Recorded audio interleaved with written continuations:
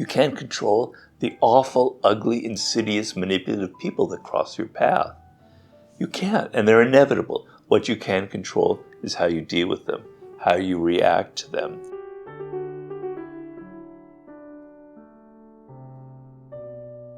I've been asked to sort of go over people that have had a big influence on me, and one of the writers is the French Renaissance writer, I believe 16th century, early 16th century, Michel de Montaigne. And basically his work, I would say, is he's probably one of the closest people in the semi-modern era, because we're talking 500-600 years ago, to Stoics, to Stoicism. He was heavily influenced by Stoicism. And if you look at his life, you see that he physically went through a very tumultuous period in history. There were all of these revolutions going on, these battles, these very bloody battles between Protestants and Catholics. He had diseases. He fell from his horse. He injured himself. He had to live cloistered in his chateau. Yes, he came from money, etc. But he suffered very deeply. But he would not let the physical circumstances of his life influence him. He came up with a philosophy that basically says, you cannot determine what happens to you in this world. You have no control. We right now are living through very chaotic times, as we all know politically. He lived through something very similar, very analogous, very complicated, very chaotic, very bloody. You can't control the era that you're born into. You can't control the family that you're born into. Some people have terrible parents who are abusive, etc. You can't control the awful, ugly, insidious, manipulative people that cross your path. You can't, and they're inevitable. What you can control is how you deal with them, how you react to them. And so if you react to them knowing that they're not going to influence you, they're not going to bring you down, they're not going to ruin your life, it gives you tremendous power. That is the power you have in this world. And I remember when I was writing the 48 Laws of Power, there was one quote of Montaigne that I thought was very powerful and ended up using.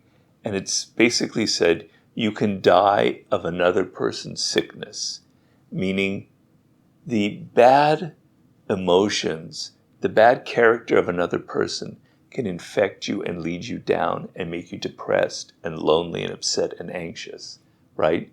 So, he had a story of a man who was telling him some awful things about his life. And then he said, and so how does that make you feel? And he says, the man said, I feel so much better for getting that off my chest. And Montaigne's response was, yes, you feel better, but now I feel terrible. And it's the idea that people infect you. And so he basically inspired that chapter on infection that I wrote in the 48 Laws of Power, chapter 10, that you cannot help that there are people out there who are infecting types, right? Drama queens and drama kings, they're everywhere, narcissists. What you can control is you don't have to associate with them, because by associating with them, they infect you with their energy.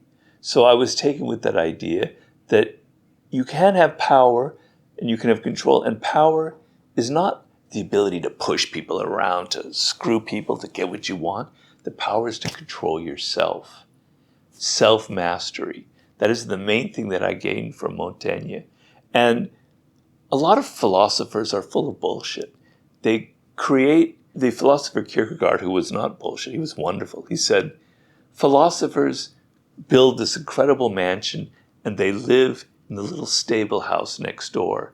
In other words, they don't live the grandiose things that they talk about. Their lives are much different from all that they espouse.